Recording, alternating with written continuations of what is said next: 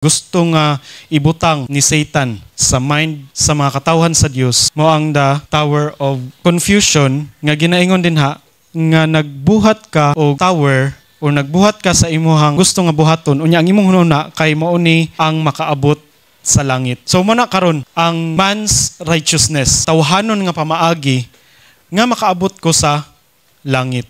So unsa man ang mga tawhanon nga mga pamaagi nga makaabot sa langit? Nagunaw na ba nga sa akong pagbuhat ani siya rog di pa ko maabot sa langit ani. Siya rog di ko maluwas ani. Pero unsay contrast ana? Unsa ang gihimo sa Ginoo? While ang tawo nga makasasala gusto nga makaabot sa langit, ang Ginoo nga puno sa gugma nagpaubos. Tawo gusto nga magpataas, ang Ginoo nagpaubos. Mo nang ninaog siya. Lahi ang tower sa kaaway ug ang tower sa Ginoo. Ang tower sa Ginoo is willing siya bisan sa paghatag siyang kinabuhi para sa uban.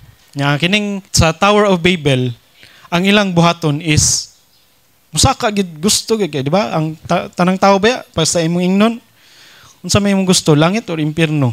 Unsay pilion? Wa gyud bisag mga bugoy-bugoy siguro, ingon gyud na nga langit gyud oy. Ka pangit lang sa impierno, maglangoy-langoy ka sa kalayo.